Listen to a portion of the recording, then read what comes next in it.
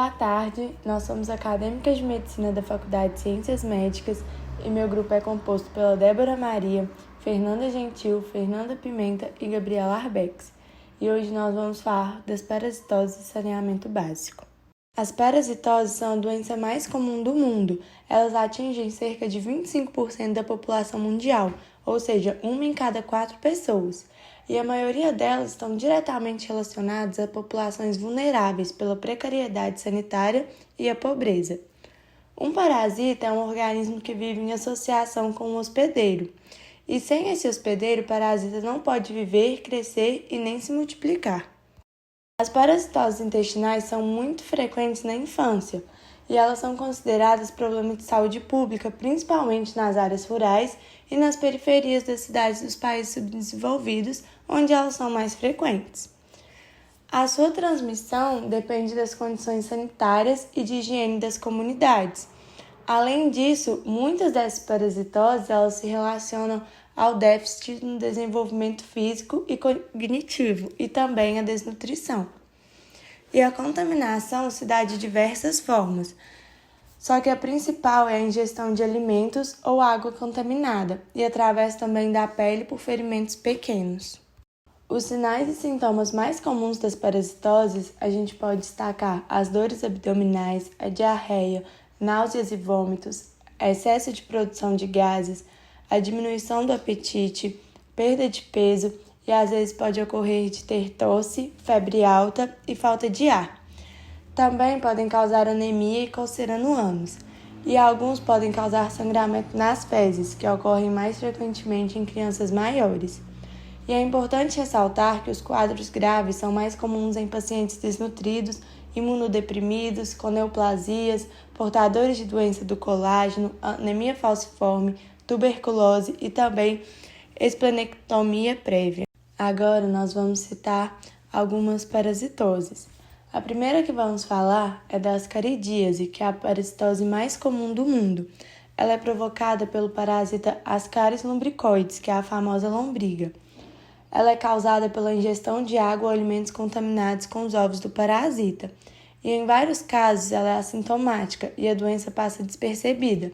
Mas em outros casos, a migração das larvas através do pulmão pode causar inflamações com sintomas de irritação brônquica e os vermes adultos ficam no intestino, podendo causar cólicas abdominais, náuseas e irritação do sistema nervoso.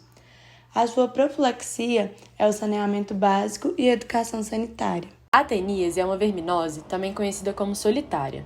Sua patologia consiste numa infecção nos intestinos por parasitas adultos do gênero Taenia, podendo ser saginata ou solium. A contaminação, por sua vez, se dá pela ingestão de cisticercos presentes na carne bovina e suína. Esse verme é o maior existente, podendo chegar a medir 9 metros de comprimento, eliminando de 30 a 60 mil ovos por dia. Já os sinais e sintomas dessa patologia incluem fadiga, irritação, anorexia, náuseas, dor abdominal, perda de peso, diarreia e constipação. A profilaxia, então, inclui o saneamento básico e educação sanitária, além de que carnes de boi e de porco devem ser bem cozidas antes de serem ingeridas, para que, caso haja a presença de algum patógeno, ele consiga ser eliminado na preparação do alimento.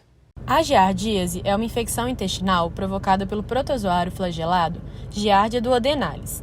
A contaminação é por meio do consumo de alimentos e de água contaminada por cistos do protozoário. Além disso, pode ocorrer por contato direto interhumano, via fecal oral. Sua manifestação clínica pode ser assintomática, mas quando sintomática, o indivíduo apresenta diarreia aquosa, alternando com fezes gordurosas, fadiga, cólicas, arrotos, perda de peso e má absorção intestinal. Sua fase aguda inclui diarreia do tipo aquoso explosiva, acompanhada de distensão abdominal. Um ponto que vale se ressaltar é que a giardíase pode levar a uma má absorção de açúcares, gorduras e vitaminas, o que pode gerar intolerância à lactose, principalmente em crianças. Isso se deve à perda da atividade enzimática na mucosa do intestino delgado. Sua profilaxia, então, é o saneamento básico e educação sanitária.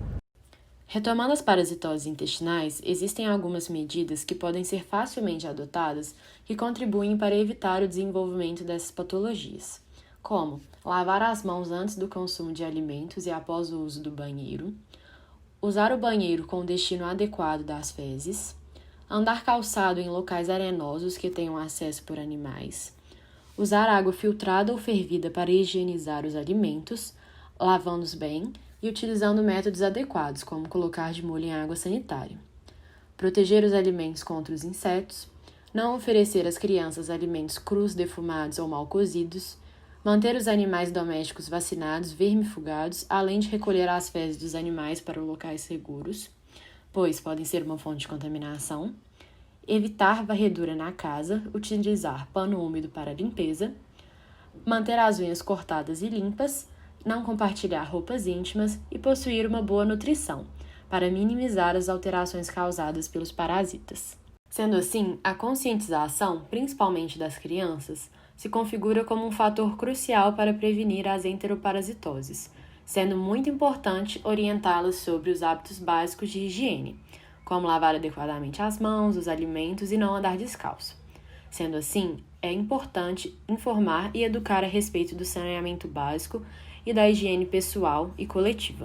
Com relação às condições de saneamento básico, um estudo realizado em Assis, cidade do estado de São Paulo, foi encontrada a prevalência de enteroparasitoses, em geral, de 23,3% na população, sendo 8,7% dos casos de giardíase e 5,5% de ascaridíase. Esse cenário de Assis reflete a dinâmica que ocorre em todo o país. Sabe-se que as parasitoses intestinais acometem principalmente regiões menos desenvolvidas, estando diretamente relacionadas com fatores ambientais, socioeconômicos e com condições de saneamento básico. Segundo o IBGE, 9 milhões de lares em todo o território nacional não têm acesso à rede de esgoto, de maneira que, por falta de saneamento básico, 1 em cada 10 domicílios no Brasil joga esgoto na natureza. Essa questão da falta de saneamento básico é extremamente preocupante, pois se relaciona com a incidência de parasitoses, já que as parasitoses mais comuns são transmitidas pelo consumo de água sem tratamento ou alimentos contaminados e consumidos crus, como frutas e verduras. Além disso, algumas parasitoses intestinais podem ser adquiridas pelo contato direto da pele com o solo contaminado. Nesse sentido, reitera-se que as enteroparasitoses constituem um grave problema de saúde pública que precisa ser resolvido. Essas foram as nossas referências bibliográficas e muito obrigada!